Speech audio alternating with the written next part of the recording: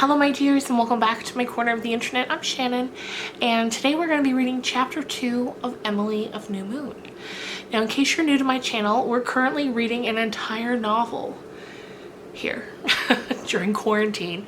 I thought maybe this would be something nice and relaxing that you could listen to if you're having trouble falling asleep like I am, or when you're doing your homework or your housework, or you're just sitting around the house and just want something soothing to listen to. Hopefully this can be that. Now, I'm reading this book off of the Project Gutenberg website. It's the Canadian version of the Gutenberg website. And what this website is it's a place where they collect novels that have reached a certain age and are now sort of public property. The copyright is open and you can do what you like with it. And I think that happens when a book reaches around 70 or 80 years old, then it's public domain. So I'm going to start a playlist where I'll be adding each chapter as we read it, so that eventually you'll be able to start at the beginning and get through the entire novel. I'm reading it off my iPad, so once I light it up it gets a little crazy. Okay. Chapter 2. A Watch in the Night.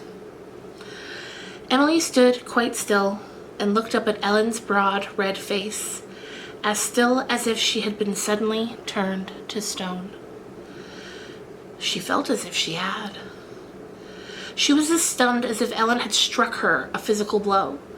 The color faded out of her little face and her pupils dilated until they swallowed up the irises and turned her eyes into pools of blackness. The effect was so startling that even Ellen Green felt uncomfortable. "I'm telling you this because I think it's time you was told," she said. "I've been at your pa for months to tell you, but he's kept putting it off and off. I say to him, says I, you know how hard she takes things, and if you drop off someday it'll most kill her if she hasn't been prepared. It's your duty to prepare her. And he says he, there's time enough yet, Ellen, but he's never said a word. And when the doctor told me last night that the end might come any time now, I just made up my mind that I'd do what was right and drop a hint to prepare you. Laws a massy, child, don't look like that. You'll be looked after. Your ma's people will see to that on account of the Murray pride, if for no other reason. They won't let one of their own blood starve or go to strangers, even if they have always hated your pa. You'll have a good home, better than you ever had here. You needn't worry a mite. As for your pa, you ought to be thankful to see him at rest. He's been dying by inches for the last 5 years. He's kept it from you, but he's been a great sufferer. Folks say his heart broke when your ma died. It came on him so sudden like. She was only sick 3 days. That's why I want you to know what's coming, so you won't be all upset when it happens. For mercy's sake, Emily, bird, star, don't stand there staring like that. You give me the creeps. You ain't the first child that's been left an orphan, and you won't be the last. Try and be sensible. And don't go pestering your pa about what I've told you. Mind that.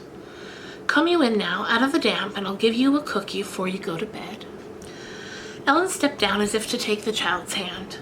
The power of motion returned to Emily. She must scream if Ellen even touched her now. With one sudden, sharp, bitter little cry, she avoided Ellen's hand, darted through the door, and fled up the dark staircase.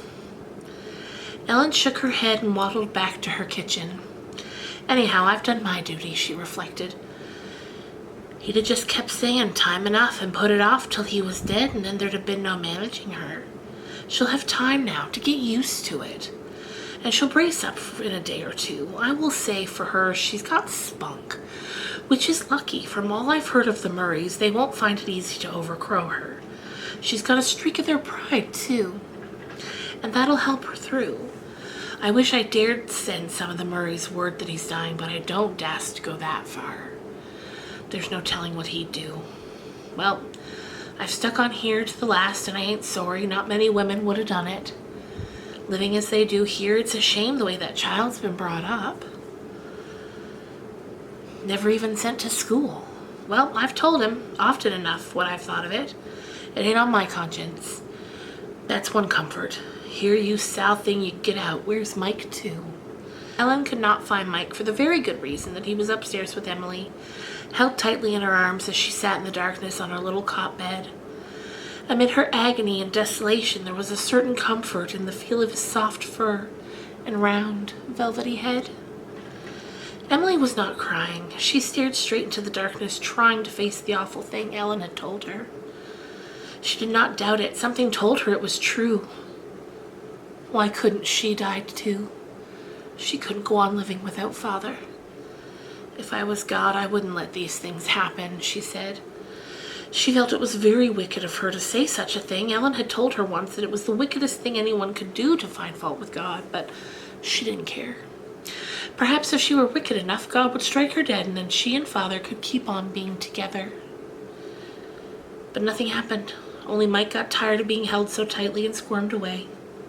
She was all alone now, with this terrible burning pain that seemed all over her and yet was not of the body. She could never get rid of it. She couldn't help it by writing about it. In the old yellow account book, she had written there about her Sunday school teacher going away and of being hungry when she went to bed. And Ellen telling her she must be half crazy to talk of wind women and flashes. And after she had written down all about those things, it hadn't hurt her anymore. But this couldn't be written about. She could not even go to Father for comfort as she had when she burned her hand so badly, picking up the red-hot poker by mistake. Father had held her in his arms all that night and told her stories and helped her to bear the pain. But Father, so Ellen had said, was going to die in a week or two. Emily felt as if Ellen had told her this years and years ago. It surely couldn't be less than an hour since she had been playing with the Wind Woman in the barrens and looking at the new moon in the pinky green sky. The flash will never come again. It can't, she thought. But Emily had inherited certain things from her fine old ancestors: the power to fight, to suffer, to pity, to love very deeply, to rejoice, to endure. These things were all in her and looked out at you through her purplish gray eyes. Her heritage of endurance came to her aid now and bore her up. She must not let Father know what Ellen had told her. It might hurt him.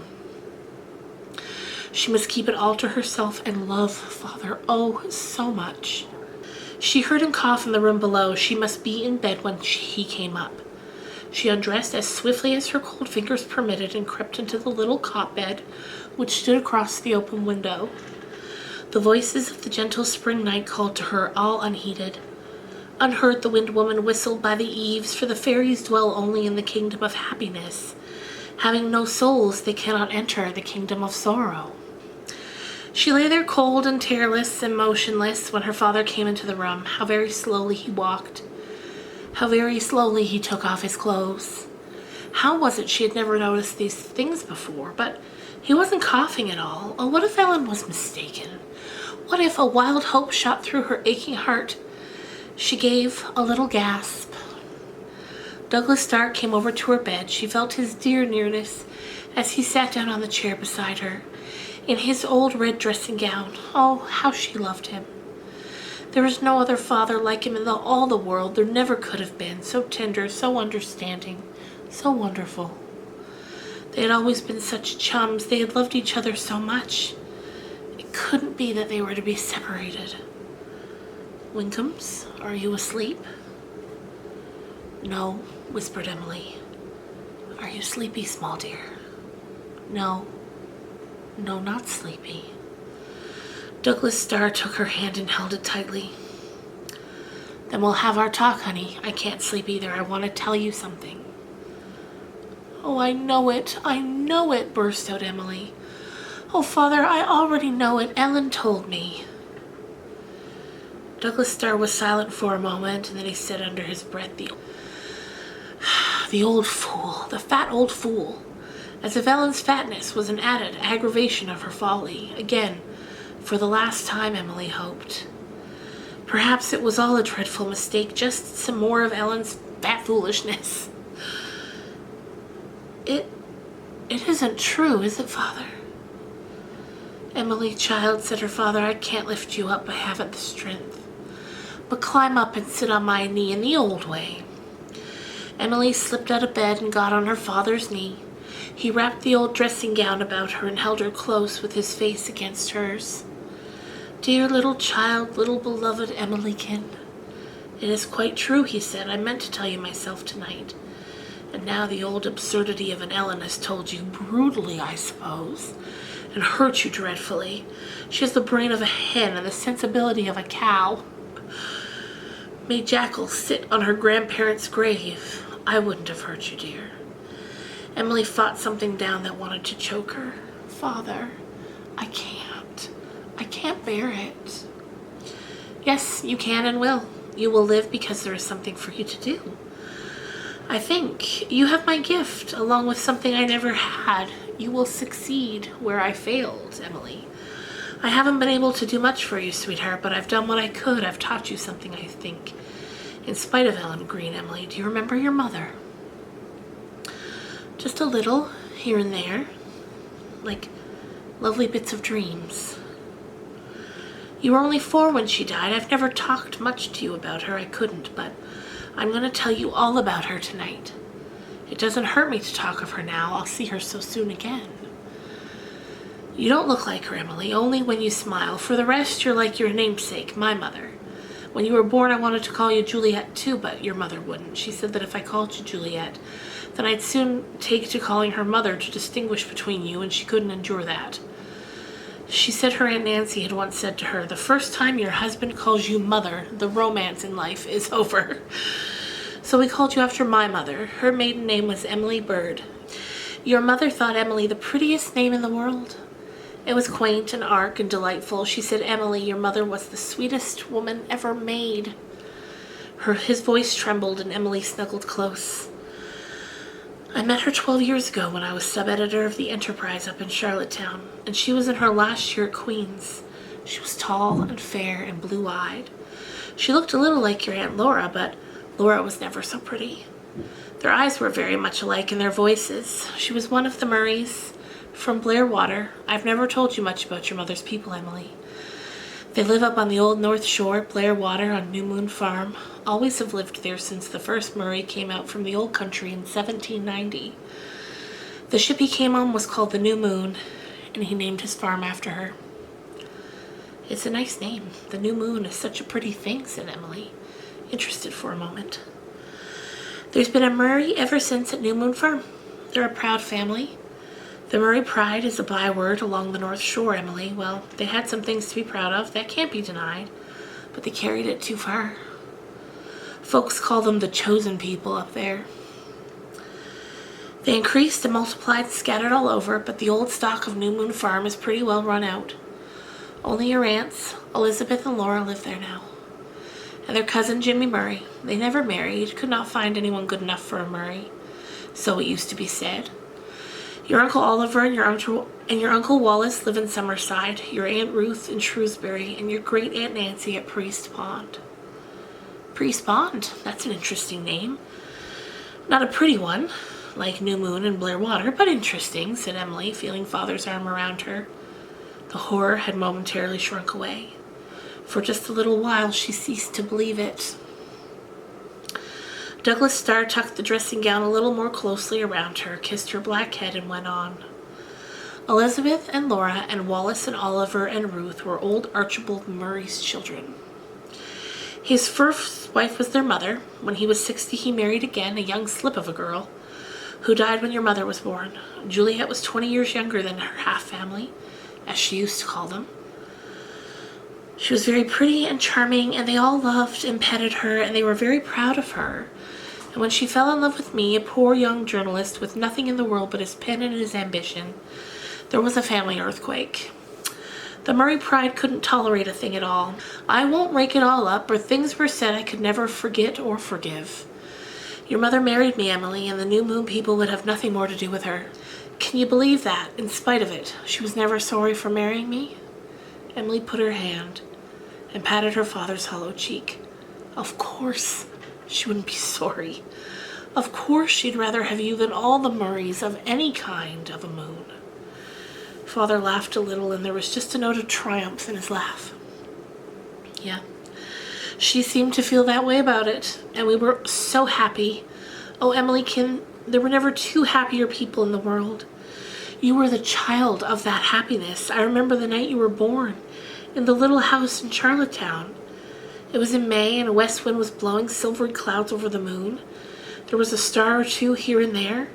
In our tiny garden, everything we had was small except our love and our happiness. It was dark and blossomy. I walked up and down the path between the beds of violets your mother had planted and prayed. The pale east was just beginning to glow like a rosy pearl when someone came and told me I had a little daughter. I went in and your mother, white and weak, smiled just that dear, slow, wonderful smile I loved and said, "We've got the only baby of importance in the world, dear." Just think of that. I wish people could remember from the very moment they're born, said Emily. It would be so very interesting. I dare say we'd have a lot of uncomfortable memories, said her father, laughing a little. It can't be very pleasant getting used to living, no pleasanter than getting used to stopping it, but you didn't seem to find it hard, for you were a good wee kidlet, Emily. We had 4 more happy years, and then... Do you remember the time your mother died, Emily? I remember the funeral, Father. I remember distinctly you were standing in the middle of a room holding me in your arms, and Mother was lying just before us in a long black box, and you were crying, and I couldn't think why, and I wondered why Mother looked so white and wouldn't open her eyes. And I leaned down and touched her cheek, and oh, it was so cold it made me shiver, and somebody in the room said, "Poor little thing," and I was frightened, and you put my face down on your shoulder. Yes, I recall that. Your mother died very suddenly. I don't think we'll talk about it. The Murrays all came to her funeral. The Murrays have certain traditions, and they live up to them very strictly. One of them is that nothing but candles shall be burned for light at new moon, and another is that no coral must be carried past the grave. They came when she was dead. They would have come when she was ill if they had known. I will say that much for them. And they behaved very well, oh, very well indeed. They were not the Murrays of New Moon for nothing. Your Aunt Elizabeth wore her best black satin dress to the funeral. For any funeral but a Murray's, the second best one would have done. And they made no serious objection when I said your mother would be buried in the star plot in Charlottetown Cemetery. They would have liked to take her back to the old Murray burying ground in Blairwater. They had their own private burying ground, you know. No indiscriminate graveyard for them. But your Uncle Wallace handsomely admitted that a woman should belong to her husband's family in death as in life. And then they offered to take you and bring you up, to give you your mother's place. I refused to let them have you then. Did I do right, Emily? Yes, yes, yes, whispered Emily, with a hug at every yes. I told Oliver Murray, it was he who spoke to me about you, that as long as I lived I would not be parted from my child. He said, if you ever change your mind, let us know. But I did not change my mind, not even 3 years later when my doctor told me I must give up work. If you don't, I give you a year, he said. If you do and live out of doors all you can, I give you 3 or possibly 4. He was a good prophet. I came out here and we've had 4 lovely years together, haven't we, small dear one? Yes, oh yes. Those years and what I've taught you in them are the only legacy I can leave you, Emily. We've been living on a tiny income I have from a life interest that was left me in an old uncle's estate.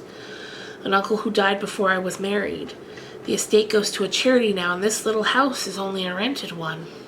From a worldly point of view, I've certainly been a failure, but your mother's people will care for you, I know that. The Murray pride will guarantee so much, if nothing else, and they can't help loving you. Perhaps I should have sent for them before, perhaps I ought to do it yet, but I have pride of a kind too. The Stars are not entirely traditionless, and the Murrays said some bitter things to me when I married your mother.